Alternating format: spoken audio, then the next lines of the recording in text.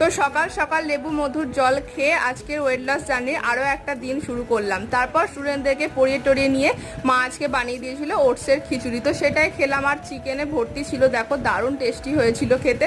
তারপর চান টান করে ফ্রেশ হয়ে ঠাকুরের পুজোটা সেরে নিলাম।